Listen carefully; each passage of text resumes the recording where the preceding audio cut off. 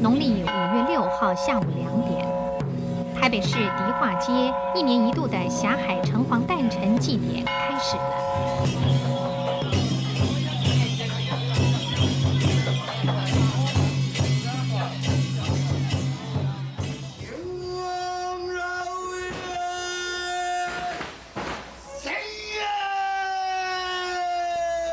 台北迎城隍，北港迎妈祖，这是本省流传的一句俗语。这一南一北，代代相传的迎神赛会，规模盛大，名闻遐迩，向来为民众所重视。霞海城隍庙虽然规模不大，但是信徒众多，不但富有世道人心的维系力量，更因为宗教信仰的结合，加速了台北地区的社群发展。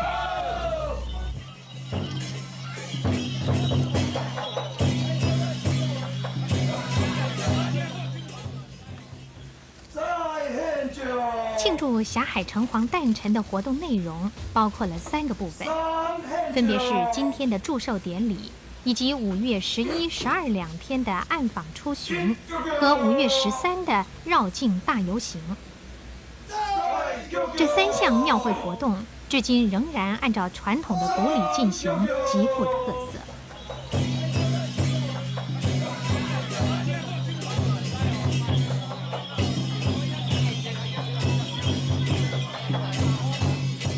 在八家将赶班的同时，庙内正进行着3献礼的仪式。全体祭祀人员按照道教的标准科仪，身穿长袍马褂，庄严肃穆，典礼简单而隆重。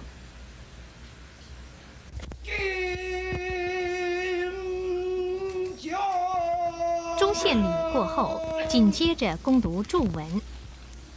读祝官以悠缓沉着的声调颂赞城隍爷庇佑众生、平静地方的丰功德泽。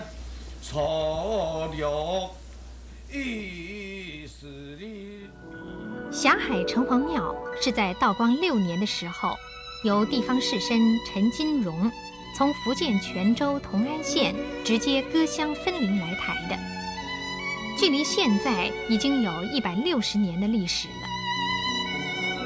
当时原本奉祀在艋舺八甲庄，也就是现在的万华一带，香火极为鼎盛。但是到了咸丰3年，由于当地的顶郊和下郊发生激烈的械斗，史称顶下郊拼。住在下郊的同安人被迫迁徙到大稻埕，并且在现在的地址兴建霞海城隍庙，承续香火。依据堪舆学的说法，城隍庙正好坐落在鸡母穴上。人们相信神明庇佑众生，就有如母鸡庇护小鸡一般，越小越好。因此，狭窄的庙容虽然历经了160年之久，仍然没有改建的计划。高坐神坛的城隍爷有如一位行政司法官，掌管现世到来世不可见的阴府世界。文武判官是他的部属中职权最高的2位。文判官康子典右手拿朱砂笔，左手持生死簿，负责记录百姓的品德善恶和人命夭寿等等。武判官庞元志则专门执行犯人应得的罪行。吊眼吐舌的七爷谢必安，俗称高仔爷；黑脸狮子鼻的八爷范无咎，又名矮仔爷。这2位面目狰狞恐怖的城隍部将，是专司押解罪犯的阴府刑警。脸部半面黑半面白的阴阳司，造型奇异，象征阴阳生死之间只是一线之隔。他负责掌管生死记录，犹如阴府的书记官。牛头和马面是地狱刑罚的执行者，凡是和阴府地曹有关的庙宇，都会看到他们的塑像。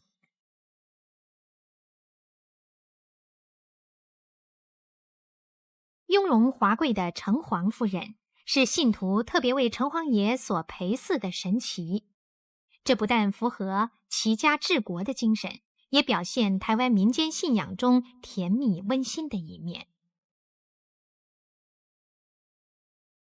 在城隍庙西吴另外供奉了38名义勇公的神位，他们是在咸丰3年艋舺地区械斗事件中为保护族人不幸死难的乡亲。这一段执干戈以慰乡土，享锄豆而配城隍的仁义典故，和城隍爷赏善惩恶的精神，不正是相得益彰吗？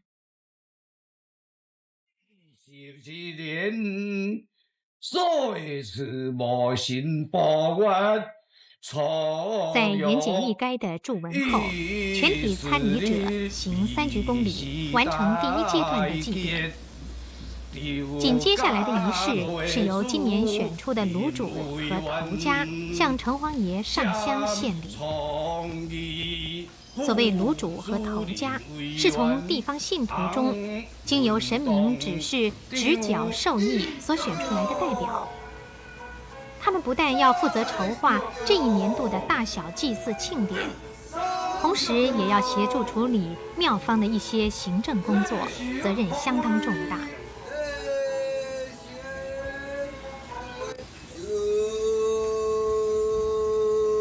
在行出献礼、雅献礼、中献礼和望料仪式之后，霞海城隍的庙内祭祀典礼终告礼成。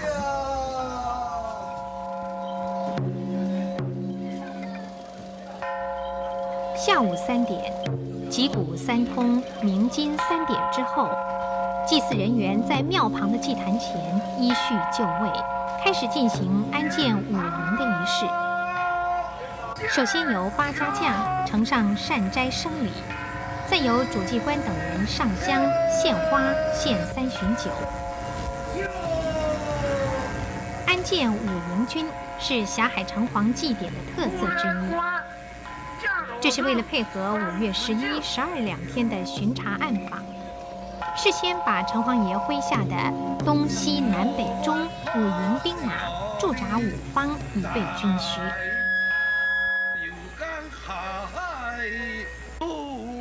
攻读请神文告之后，八家将先行操练兵马。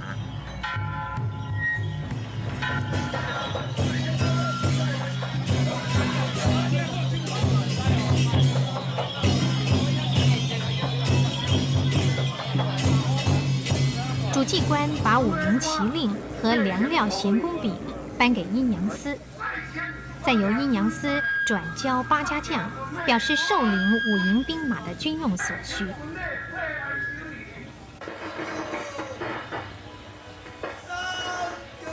请神典礼结束之后，祭祀人员带领5营兵马出发，来到霞海城隍庙附近的5间庙宇扎营驻军。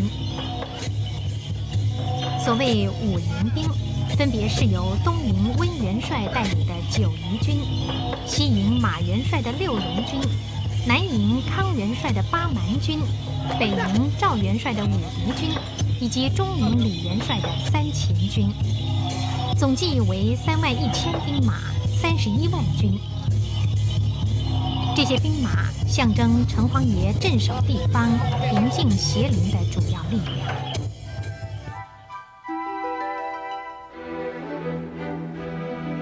霞海城隍庙坐落的地区就称为大道城，位在淡水河东岸。以现在的行政区域来说，包括了延平区、建成区和大同区的一部分。在以前，这里是一片地广土沃、适宜耕作的稻田。咸丰初年，同安人随同霞海城隍从艋舺迁移到此地的时候，因为这里有一处公设的晒谷场，因而就以大稻城作为地名。此后，市街日渐兴盛，不到几年已经略具规模了。再加上淡水河的水运之便，逐渐取代了盛极一时的艋舺。霞海城隍庙前的迪化街，至今仍然可以看见一些经营药材和布料批发商的古老欧式洋楼。这些以日渐破旧凋零的建筑和新盖的大楼错杂而至，呈现了大稻埕另一段从繁华走向没落的历史。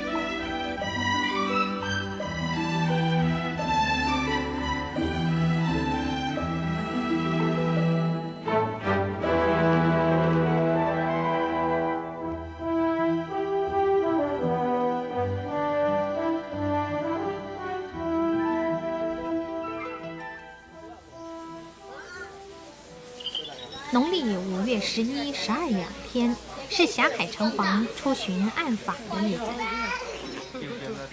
黄昏时刻，在巷道内，饰演虎爷和八家将的信徒们正由脸谱师傅进行彩绘。强烈的颜色，夸张的线条，顷刻功夫，从人间到非人间的角色已经成型。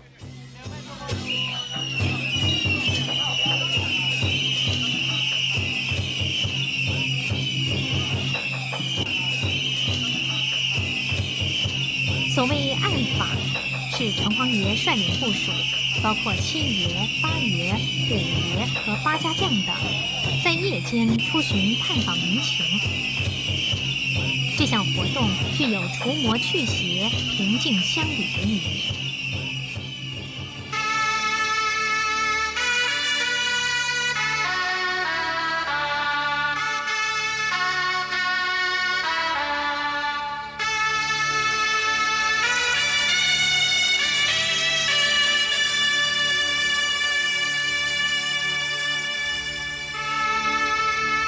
暗访队伍在路关牌、车鼓队的前导下，沿着逐渐黑暗的市街出发。这时华灯初上，人车熙来攘往，游行队伍显得特异而神秘。在夜黑的巷道，鞭炮烟火炸起，热闹非凡。每当队伍经过各处的地主庙，八爷范将军就会作揖鞠躬，然后邀请随后的七爷谢将军一同前往行礼。扎实的步伐，皎洁的身手，这段精彩绝伦的半夜里，表现出传统的道教礼节，令人叹为观止。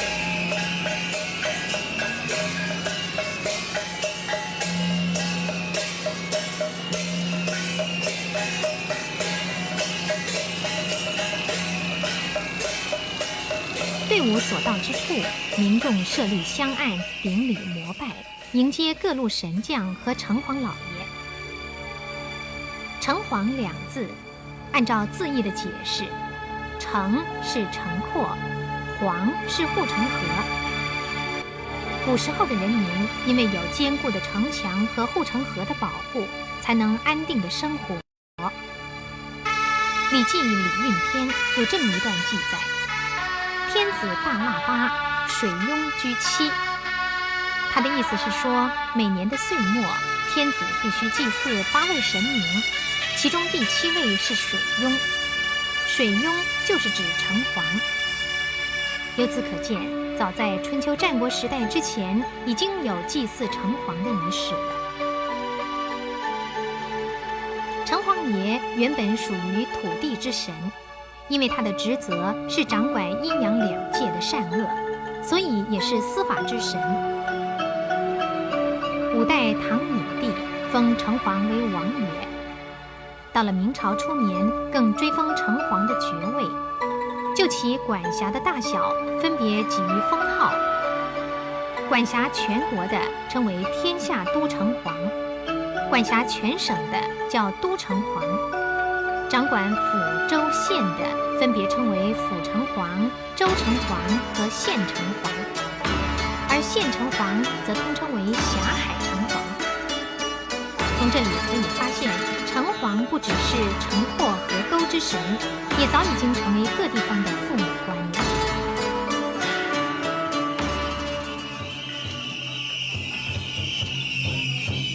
在暗访的队伍中，八家将独特的脸谱和服饰显得最为突出。这些手执画戟、打板、蒲扇等各种刑具的家将们，按照强烈的锣鼓节奏展开一连串既有舞蹈美感，也显得威风折人的表演，演出极为生动传神。这些负责扮演八家将的民众，有老也有少。据说他们是世袭制，一代传一代。从这里可以看出人们对霞海城隍信仰的虔诚和血浓于水的宗教情感。代表卤煮头家的神童教是民众竞相争抢糖果、咸公饼的对象，因为人们相信吃了这些东西可以庇佑平安健康。锣鼓喧天，人影幢幢，民众对这项巡查暗访的活动是如此前进，如此慎重其事。要是城隍爷有知，怎能不对他虔诚的子民多所眷顾呢？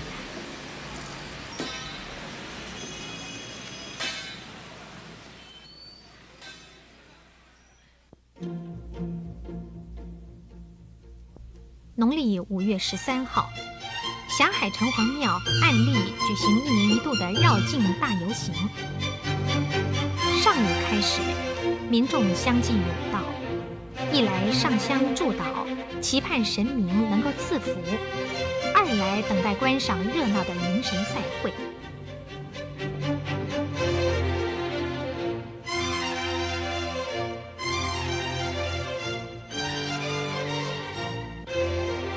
午时过后，各地阵头陆续进入迪化街，在香客簇拥、在震耳喧天的锣鼓鞭炮声中，热闹的迎神赛会余烟展开。挥动长袖的七爷八爷以及各种阵头、各路神将和鼓乐宣社，竞相在庙前表演民俗绝艺，一一向城隍老爷拜寿。这些具有观摩和竞技的表演，充分达到娱神娱人的效果。表演过后，所有队伍开始在建城、延平区一带出巡绕境。游行队伍聚集了大台北地区各个民间宣社和义德，以里蜿蜒长达2公里。这些传统的民俗义阵，在现代都市的映照之下，堪称是一幅饶富趣味的景观。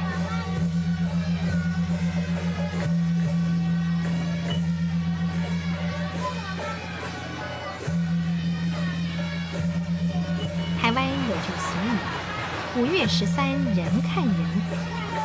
在台北市岁时记中也有这么一段记载：参加祭拜者数十万人，迎神行列蜿蜒3-4公里。铁路、公路增开班车，以资疏运。从这里我们可以想见台北迎城隍当年万头钻洞、盛况空前的景象。这项代代相传的迎神赛会，历经100多年，虽然持久不衰，但是对于紧张忙碌的现代台北人来说，那股5月13人看人的热闹劲儿也减低了不少。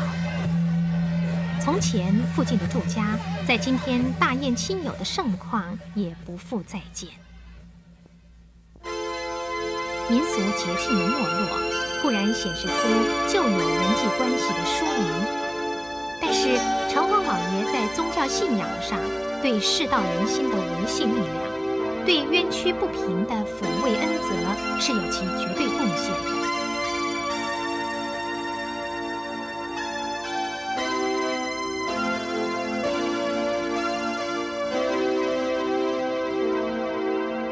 小小的城隍庙，在林立的高楼大厦中显得毫不起眼。对忙于迈向现代化、国际化的台北市民而言，或许已无暇一顾。然而，城隍老爷对这世间的一切似乎心知肚明。100多年来，他一直振作其中，默默地审视。